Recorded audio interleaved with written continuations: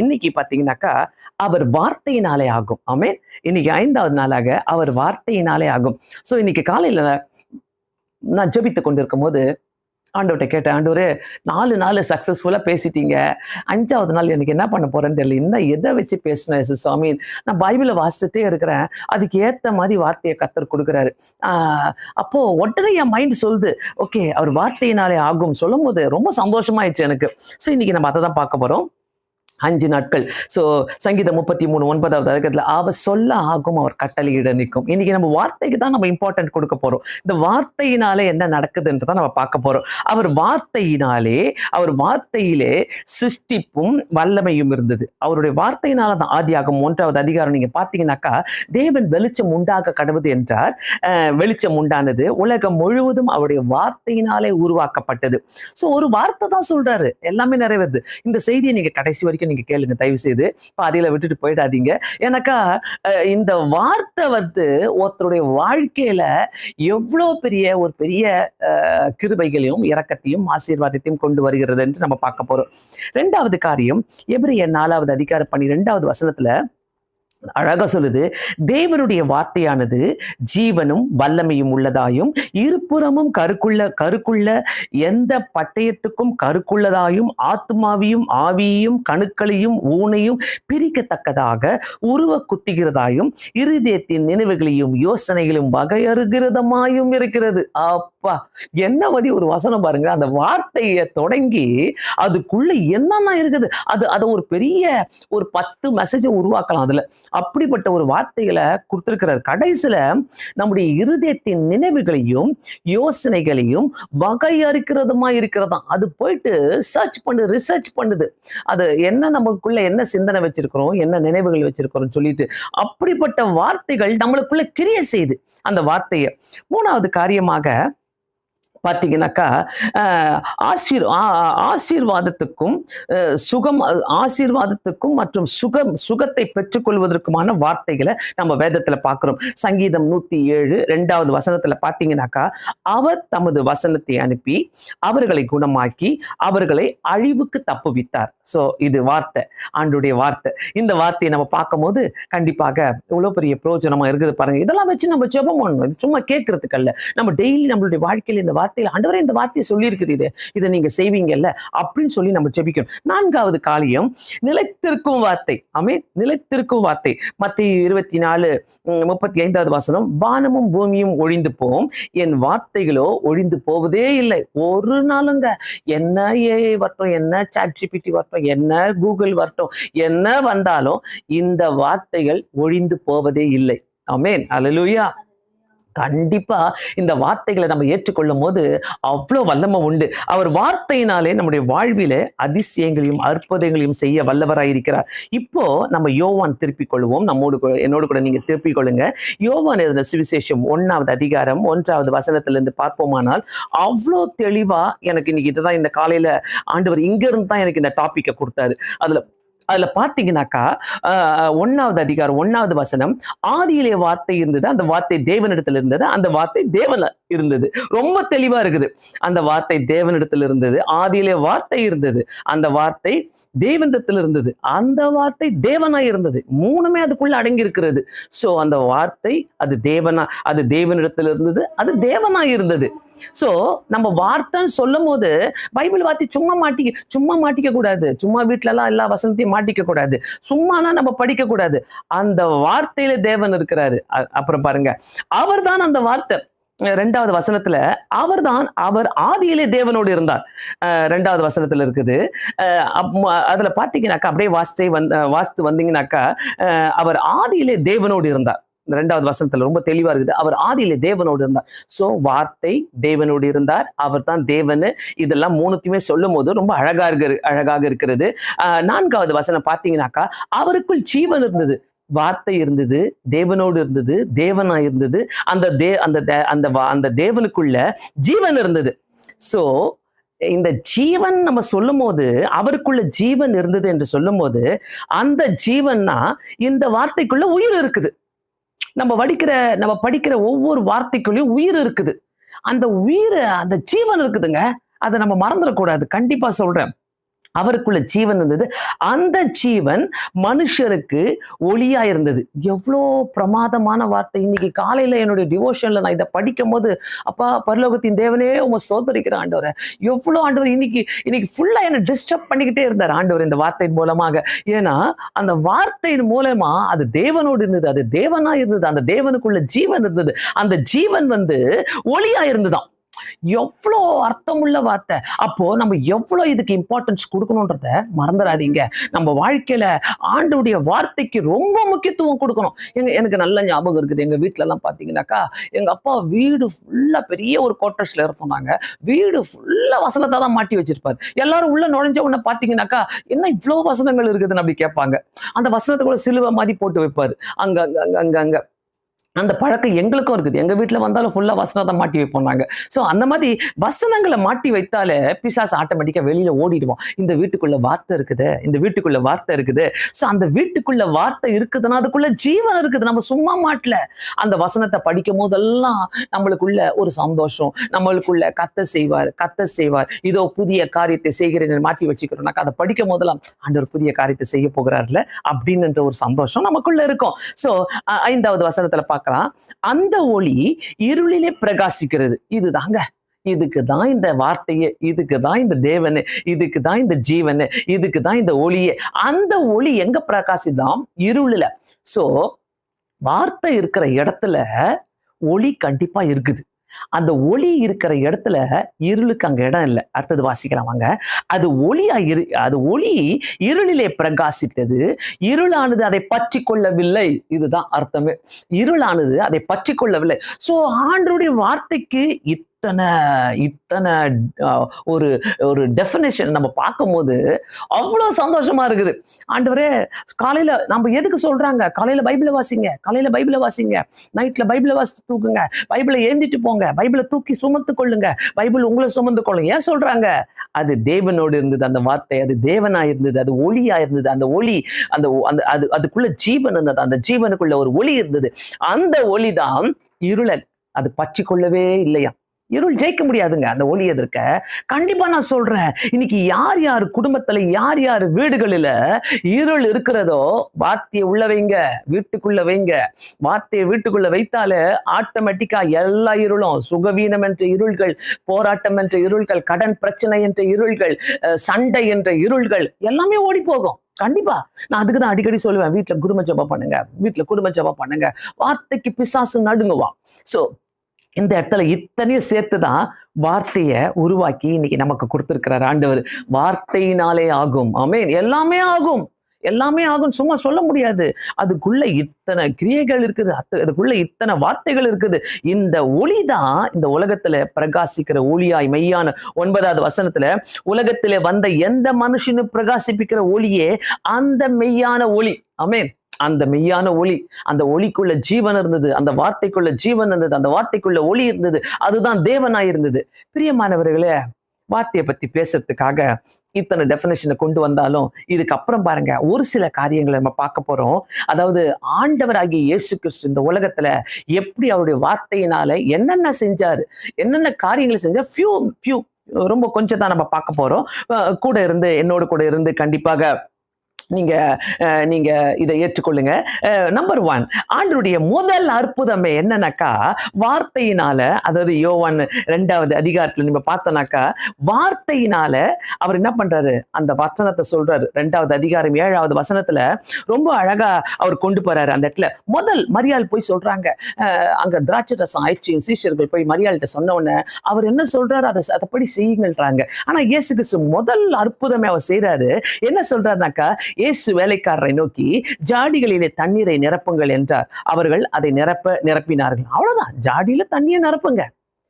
He speaks very short word, very small, சின்ன வார்த்தையை தான் பேசுவார் ஆண்டவர். அது ஜாடியில தண்ணியை நிரப்புங்கள். நம்மளா இருந்தா என்ன இவர் சொல்லிக்கிட்டு இப்படி போயிட்டாரு, எந்த ஜாடியில என்ன அந்த கற்சாடியெல்லாம் வேஸ்டா இருக்குது, 6 கற்சாடிகள் இருக்குது, இதெல்லாம் எப்படி தண்ணியை நிரப்புறது, என்ன பண்ண போறாரு, ஐயோ ஏதாவது ஆயிடுமா, இப்படி எல்லாம் நம்ம யோசிப்போம். ஆனா அவரே ஒரே வார்த்தையில சொல்லிட்டு போறாரு. ஒரே வார்த்தை தாங்க, அவர் பேசுகிற ஒரே வார்த்தையில அற்புதம் நடந்தது. பிரியமானவர்களே, சோ அதுல பாத்தீங்கன்னா 10வது வசனத்துல அந்த திராட்சை ரசம் எல்லாரும் குடித்து திருப்தி அடைந்து இது ஏன் நீங்க எங்களுக்கு முதலே தரலன்னு கேட்டாங்க. அதுதான் அந்த வார்த்தையில அற்புதமே. அந்த வார்த்தையில பல அற்புதங்கள் இருக்குது. ஆண்டுடைய வார்த்தையை நம்ம எத்தனை முறை சொல்லி சொல்லி சொல்லி ஜெபிக்கிறோமோ அத்தனை முறையும் நமக்கு விடுதலை உண்டு. அத்தனை முறையும் நமக்கு இருளிலிருந்து நம்ம வெளியில வர முடியும். ஒளியை காட்டுகிற தேவனா இருக்கிறார். பிரியமானவர்களே, கண்டிப்பாக எந்தெந்த இடங்களில உங்க வீடுகளில குறைவு இருக்குதோ, எந்தெந்த இடங்களில ஆண்டவரே என் பிள்ளைகளை குறித்து இந்த குறைவு இருக்கிறது ஆண்டவரே, என்னுடைய ஹஸ்பண்டை குறித்து இந்த குறைவு இருக்குது ஆண்டவரே, என்னுடைய பேர பிள்ளைகளை குறித்து இந்த குறைவுகள் இருக்குது ஆண்டவரே எப்படின்னு நீங்க சொல்றீங்கனாக்கா, இந்த நேரத்துல அந்த குறைவை ஆண்டவர்கிட்ட கொண்டு போங்க. அவர் வார்த்தையினால அதை நிரப்பி வைக்கிற தேவனா இருக்கிறார். 2வது காரியம், ரொம்ப அழகான ஒரு காரியம், எனக்கு இதை சிந்திக்கும் போது வித்தியாசமாக நான் சிந்திச்சேன். 2வது காரியம் பார்த்தீங்கன்னா, சமாரியா ஸ்திரீ அந்த கிணத்து கண்டையில அவங்க சமாரியா நாட்டுக்கு அவர் போறாரு. அந்த சமாரியா நாட்டுல போன உடனே அங்க அந்த இடத்துல பார்த்தீங்கன்னாக்கா ஆண்டவர் அந்த கிணத்து மேல உட்கார்றாரு. சாயங்காலத்துல ஒரு பெண் அங்க தண்ணி எடுக்க வராங்க. அதெல்லாம் நம்ம பார்க்கிறோம். 4வது அதிகாரம், யோவான் 4வது அதிகாரம் 8வது வசனத்துல, அப்போது சமாரியா நாட்டாளான ஒரு ஸ்திரீ தண்ணீர் மொள்ள வந்தால் இயேசு அவளை நோக்கி தாகத்துக்கு தான்றார். அவ்வளவுதான் அவர் பேசுறாரு. That's all he speaks. அதுக்கப்புறம் அவங்க கான்வர்சேஷன் வெரி லாங் கான்வர்சேஷன். அதுக்கப்புறம் அவங்க நிறைய பேசிக்கிறாங்க. உங்க கணவர் எங்கன்னு கேட்கிறாரு. அதுக்கப்புறம் எல்லாத்தையும் பேசுறாங்க. ஆனா அவர் சொன்ன ஒரு வார்த்தை அர்த்தமுள்ள வார்த்தையா இருக்குது. தாகத்துக்கு தண்ணீர் தான். அதுல 14வது வசனம், நான் கொடுக்கும் தண்ணீர் குடிக்கிறவனுக்கு ஒரு காலமும் தாகம் உண்டாகாது. நான் அவனுக்கு கொடுக்கும் தண்ணீர் அவனுக்குள்ளே நித்திய ஜீவ காலமாய் ஊற்றுகிற நீர் ஊற்றாய் இருக்கும். சோ அவ சொல்ற வார்த்தையில நித்திய ஜீவ காலமாய் நீர் ஊற்றாய் வருகிற ஆசீர்வாதங்களும் வார்த்தைகளும் அற்புதங்களும் மனதில் நிறைந்திருக்கிறது. பிரியமானவர்களே, இவ்வளவு அழகான ஆண்டவர் எவ்வளவு அழகா நம்ம கூட பேசுகிற தேவனா இருக்கிறாரு. சமாரியா ஸ்திரீ கிட்ட போயிட்டு தண்ணீர் தாகத்துக்கு தான் அவ்வளவுதான் கேட்கிறாரு. அதுக்கப்புறம் அவ தொடப்படுறா, அவகிட்ட பேசுறாரு. அவருடைய கான்வர்சேஷன் அதுல 29வது வசனத்துல அவ சொல்றாரு. அதுக்கப்புறம் அவ தொடப்பட்ட பிறகு ஆண்டவர் சொல்றாரு, நீ தீர்க்கதரிசியோ என்று அவ கேட்கும் போது 21வது வசனத்துல இயேசு, ஸ்திரீயே நான் சொல்லுகிறத நம்பு அப்படின்றாரு பாருங்க. நான் சொல்றத நம்பு. சோ ஆண்டவர் சொல்றத தயவு செய்து நம்புங்க. ஆண்டவர் இந்த நேரத்துல என் கூட பேசுறாரா, நான்லாம் அப்படிதான் எடுத்துப்பேன். ஆண்டவரே, நான் இன்னைக்கு இந்த கூட்டத்துல இந்த செய்தியை நான் கேட்கிறேன்னாக்கா, நான் இந்த செய்தி என்னோட கூட பேசுறீங்கன்னாக்கா, நான் அதை நம்புறேன் ஆண்டவரே, நான் அதை நம்புறேன். ஆண்டவருக்கு ரொம்ப முக்கியமா தெரியணுங்க. உங்க கூட உங்க கணவரோ உங்க மனைவியோ உங்க கிட்ட ஒரு வார்த்தை சொல்றாங்கனாக்கா, அதெல்லாம் நான் நம்ப மாட்டேன் போ. உங்களுக்கு மதிப்பு இருக்குமா? இல்ல, இருக்கவே இருக்காது. அதெல்லாம் நான் செய்ய மாட்டேன், அதெல்லாம் நம்ப மாட்டேன் போன்னு சொல்லிட்டு போனா அது அந்த சரியான கான்வர்சேஷனே இருக்காது. ஆண்டவர் இந்த இடத்துல சொல்றாரு, நான் சொல்றத நம்புன்னு சொல்லும் போது அவர் நம்ப வைக்கிறாரு. நம்பிட்டு அதுக்கப்புறம் அவ சொல்ற 29வது வசனத்துல, அப்போது அந்த ஸ்திரீ தன் குடத்தை வைத்து விட்டு ஊருக்குள்ளே போய் ஜனங்களை நோக்கி, அவ்வளவுதான், அவ தொடப்பட்டா. அதுக்கப்புறம் அவ பாத்தீங்கன்னா, என் கதையே ஒருத்தர் சொல்லிட்டாரு, என்னுடைய ஃபுல் ஹிஸ்டரியை ஒருத்தர் சொல்லிட்டாரு, நான் அவர்கிட்ட ஒண்ணுமே சொல்லலையே. அவர் 29 அவரை வந்து பாருங்கள், அவர் கிறிஸ்து தானே என்றால். அவ்வளவுதாங்க, அவள் கிறிஸ்து தானே என்றால். அவ ஒரு வார்த்தைங்க. ஆண்டவர் ரொம்ப போராடல, ரொம்ப எதையும் பெருசா பேசிக்கல, ரொம்ப பெருசா போயிட்டு நீ என்னை ஏத்துக்கிய, நீ என்ன கெஞ்சல. அவ சொன்ன ஒரு வார்த்தை தண்ணித்தான், அவ்வளவுதான். அது நித்திய காலமா ஜீவ ஊற்றா இருக்கிறது. அவ போறா, ஊருக்குள்ள போறா, வந்து பாருங்களேன், ஒருத்தர் என் வாழ்க்கையை பத்தி சொல்லிட்டாரு, அவர் தான் கிறிஸ்துதான் என்றால். பிரியமானவர்களே, இன்னைக்கு நம்ம வார்த்தை கேட்டிருக்கிறோம்னாக்கா, இந்த உலகத்துக்கு இது தேவைங்க. இந்த வார்த்தை இந்த உலகத்துல இன்னைக்கு இந்த வார்த்தையை கேட்டுக்கொண்டிருக்கிற ஒவ்வொருத்தருமே தொடப்படுவாங்க. நான் எப்பவுமே நினைப்பேன், ஆண்டவரே, இந்த வார்த்தைகளை கொண்டு போகும்போது யாராவது ஒருத்தர் தொடப்படுவாங்கப்பா, யாராவது ஒருத்தர் தொடப்படுவாங்க. அங்க யாராவது கண்ணீர் விட்டு ஜோம் பண்ணுவாங்க. நிறைய இடத்துல நான் பார்த்திருக்கிறேன். சில காலேஜஸ்ல, சில ஸ்கூல்ஸ்ல எல்லாம் என்ன பேச கூப்பிடுவாங்க, யூத் பிள்ளைங்க மத்தியில. அந்த பாத்தீங்கன்னா, ஒரு காலேஜ்ல நான் பேசிட்டு இருக்கிறேன், கிட்டத்தட்ட 1500க்கு மேல பிள்ளைங்க உட்காந்துட்டு இருப்பாங்க. அவ்வளவு பிள்ளைங்க உட்காந்துப்பாங்க. அதுல பாத்தீங்கன்னாக்கா, அப்படியே ஒரு பிள்ளை கத்தி அழுது, பயங்கரமா கத்தி அழுது. ஆண்டவரை ஏற்றுக்கொள்ளாத பிள்ளை அது, ஆனா சீக்கிரட்டா ஆண்டவரை நேசிக்கிற பிள்ளை. அந்த பிள்ளை அப்புறமா அப்படி கத்தி அழுது. அவ்வளவு பேர் மத்தியில நான் ஸ்டேஜ்ல நின்று பேசிட்டு இருக்கிறேன். ஒரு பிள்ளை பயங்கரமா கத்தி அழுகுது. என்னன்னு போய் கேட்டா, ஐயோ, என் பைபிளை கிழிச்சு போட்டாங்க, என் பைபிளை என் பேக்ல நான் தெரியாம வச்சிருந்தேன், எடுத்து கிழிச்சு அழுகுது, தேம்பி அழுகுது. பிரியமானவர்களே, யாரா இருந்தாலும் சரி, எங்க இருந்தாலும் சரி, இந்த வார்த்தையை கொண்டு போய் நீங்க பேசுனீங்கன்னாக்கா, அங்க ஒரு கண்ணீரான முகத்தை பார்ப்பீங்க. யாருக்கோ இந்த வார்த்தை தேவை. யாரோ தொடப்படுவாங்க இந்த நேரத்துல. யாரோ இந்த நேரத்துல ஹாஸ்பிட்டல்ல இருக்கிறவங்க இந்த வார்த்தையை கேட்டுட்டு தொடப்படுவாங்க. அத்தனை வல்லமை இருக்குது. இந்த வார்த்தைக்கு அத்தனை நீதி இருக்குது. இந்த வார்த்தைக்கு அத்தனை நியாயம் இருக்குது. இந்த வார்த்தைக்குள்ள அத்தனை மருந்து இருக்குது. இந்த வார்த்தைக்குள்ள அத்தனை அற்புதங்கள் இருக்குது. பிரியமானவர்களே, நம்புறீங்கன்னாக்கா இந்த வார்த்தையை நீங்க தயவு செய்து ஏற்றுக்கொள்ளும் போது கர்த்தர் அநேக அற்புதங்களை நம்முடைய வாழ்க்கையில செய்கிற தேவனா இருக்கிற பாருங்க. அந்த ஒரு வார்த்தை 41வது வசனத்துல நான் படிக்கும் போது 41வது வசனத்துல இவ போயிட்டு அந்த ஊர்ல தன்னுடைய குடத்தை கீழே வச்சுட்டு ஓடுறா. அந்த ஊருக்குள்ள ஓடி போயிட்டு எல்லாருக்கும் சொல்றா. சில நேரங்களில நம்மளுடைய வாழ்க்கையில சில பாரத்தை நம்ம சுமந்துகிட்டே தான் இருப்போம்ல. அவ சுமந்துகிட்டு இருந்தது அந்த ஒரு குடத்தை சுமந்துகிட்டே இருந்தா. இதுதான் என் வாழ்க்கை போல. நான் சாயங்காலத்துல திருட்டுத்தனமா தான் போய் நான் தண்ணி எடுத்துட்டு வரணும் போல. நான் என்ன பண்ணுவேன் எனக்கு தெரியல என்று நினைச்சு கொண்டிருந்த நேரத்துல அந்த குடத்தை கீழே வைக்க வேண்டிய நேரம் வந்துச்சுங்க. அதுக்கப்புறம் அவருடைய வாழ்க்கையில ஜீவ ஊற்று தான். அவ போய் சொல்றான் 41வது வசனத்துல. அப்போது அவருடைய போய் சொன்னதுனால என்ன ஆகுதுனாக்கா, அப்போது அவருடைய உபதேசத்தின் நிமித்தம் இன்னும் அநேகர் அவரை விசுவாசித்தாங்களாம். ஹல்லேலூயா. இன்னும் அநேகர் அவரை விசுவாசித்தார்கள். இந்த நேரத்துல ஆண்டவருடைய வார்த்தை கேட்டுக்கொண்டிருக்கிற அருமையானவர்களை, ஆன்லைன்ல பார்த்து கொண்டிருக்கிறவங்க, உங்க தேவை ஆண்டவர்கிட்ட சொல்லுங்க. இந்த நேரத்துல ஆண்டவர்கிட்ட சொல்லுங்க. உங்க தேவை, உங்க கண்ணீர் அவர்கிட்ட சொல்லுங்க. அவளுக்கு யாருமே இல்லைன்னு நினைச்சாங்க எல்லாரும். இவளுக்கு யாருமே இல்லை, இவ புறக்கணிக்கப்பட்டவ, இவ பாவம் செய்யறவ, ஒதுக்கி வைத்த உலகங்க இது. உங்களை ஒதுக்கி வைக்கங்க. உங்களை ஒரு பாவம் செஞ்சீங்கன்னாக்கா உங்களை ஒதுக்கி வைக்கங்க உலகம். உங்களை கிண்டலா பேசுங்க, உங்களை தூக்கி எறியுங்க. உங்க மேல எல்லா அபாண்டமான பொய்களை உங்க மேல சொல்லுவாங்க. இப்படிப்பட்ட உலகத்துல நம்ம வாழ்ந்துருக்கிறாங்க. அந்த ஒருத்தர் சாப்டரே மாத்தி போட்டாருங்க. சமாரிய ஸ்திரீக்கு ஒருத்தர் is completely change the chapter. கம்ப்ளீட்டா நேரா வந்தாரு, அங்க உட்கார்ந்தாரு. நான் தரேன் தண்ணீர், இந்த தண்ணீரை நீ குடிச்சு பாரு, நீ இவ்வளவு கஷ்டப்பட்டு இருக்கிற வாழ்க்கையில அப்படின்னு சொல்லி கேட்டாரு. பார்த்து கொண்டிருக்கிற அருமையானவர்களே, உங்க வீட்டுக்குள்ள இருக்கிற பிரச்சனைக்கு ஆண்டவர் உட்காரட்டும். ஆண்டவர் நியாயம் செய்கிற தேவனா இருக்கிறார். ஆண்டவர் உங்களை ஒதுக்கி வைக்கவே மாட்டாரு. உலகம் ஒதுக்கி வச்சாலும் கர்த்தர் உங்களை ஒதுக்கி வைக்கவே மாட்டாரு. புரிஞ்சுக்கங்க கருத்தையா. அவருடைய வார்த்தையில அத்தனை வல்லமும் உண்டுங்க. அதை போயிட்டு அவ சொன்ன பிரகாரம் சொன்னதை உண்டுன அந்த சமாரியா நாடே இயேசுவை ஏற்றுக்கொண்டதான். சமாரியா நாடே இயேசுவை. நீங்களே நாங்க என்ன பண்ணிட்டு இருக்கிறோம் ஐயா? இந்த சாயங்கால வேலையில கேட்கலாமா? நாளைக்கு வேலண்டைன்ஸ் டே கொண்டாட போறோம் சொல்றீங்களே, என்ன ஒரு அன்பு பாருங்க. இங்க எப்படிப்பட்ட ஒரு அன்பு பாருங்க. இந்த இடத்துல ஆண்டவர் தேடிக்கிட்டு போற ஒரு அன்புங்க இது. ஆண்டவர் தேடிக்கிட்டு போய் சொல்றாரு அந்த இடத்துல, நான் தண்ணி தரேன் உனக்கு, வா. நாளைக்கு போய் குடிக்க போறாங்க. கேர்ள் ஃப்ரெண்டு கூட சேர்ந்துக்கிட்டு குடிக்க போறேன். என் பாய் ஃப்ரெண்டு கூட சேர்ந்துக்கிட்டு குடிக்க போறேன். என் வைஃப் கூட சேர்ந்துட்டு குடிக்க போறேன். ஐயோ, நான் வேலண்டைன்ஸ் டே கொண்டாட போறேன். பிரியமானவர்களே, இதுதாங்க உண்மையான அன்பு. இந்த அன்பு பாருங்க, உலகமே ஆண்டவரை ஏற்றுக்கொண்டதான். அந்த வார்த்தையில அவ்வளவு வல்லமை உண்டு. மத்தேயு 8வது அதிகாரம் 5வது வசனத்துல பார்க்கலாம். அடுத்தது நான் கொஞ்சம் காரியங்களை தான் நான் பேச போகிறேன். மத்தேயு 8வது அதிகாரம் உங்களுக்கு எல்லாருக்குமே தெரியும். நூற்றுக்கு அதிபதியை பத்தி அங்க போட்டு இருக்கிறது. 8வது அதிகாரத்துல 5வது வசனத்துல, இயேசு கப்பர்நகூமிலே பிரவேசித்த போது நூற்றுக்கு அதிபதி அவரிடத்துல ஆண்டவரே, என் வேலைக்காரன் வீட்டிலே திமிர்வாதமாய் கிடந்து கொடிய வேதனைப்படுகிறான், அவரை வேண்டிக் கொண்டான். அவர்தான் அவர்கிட்ட நூற்றுக்கு அதிபதி, இஸ் எ சென்ச்சுரியன். ஆனா அவன் போயிட்டு ஆண்டவரை பார்த்துட்டு அவன் வேண்டிக் கொள்ளுகிறான். ஆண்டவர்கிட்ட போயிட்டு வேண்டிக் கொள்ளுகிறான். ஆண்டவரே, என் வேலைக்காரன் இப்படி இருக்கிறான் என்று வேண்டிக் கொண்டான். அதற்கு இயேசு நான் வேண்டிக் கொண்டான். அதற்கு இயேசு நான் அவனை சொஸ்தமாக்குவேன். அதுதான் ஆண்டவர். நான் அவர் வருவாரு. கூப்பிட்டீங்களா ஆண்டவரை? உங்க பிரச்சனையில, உங்க குழப்பத்துல கூப்பிட்டீங்களா? உங்க வேலைக்காரர்களுக்காக கூப்பிட்டீங்களா? உங்க சொந்த பந்தங்களுக்காக கூப்பிட்டீங்களா? உங்க பிள்ளைகளுக்காக ஆண்டவரை கூப்பிட்டீங்களா? உங்களுடைய கணவருக்காக உங்களை ஆண்டவரை கூப்பிட்டீங்களா? உங்க பிசினஸ்க்காக ஆண்டவரை கூப்பிட்டீங்களா? உங்களுடைய தேவைகளுக்காக, உங்க ஃபியூச்சருக்காக ஆண்டவரை கூப்பிட்டீங்களா? கூப்பிடுங்க. அந்த சென்ச்சுரியனுக்கு இன்னைக்கு எல்லாமே இருக்குது. He knows everything.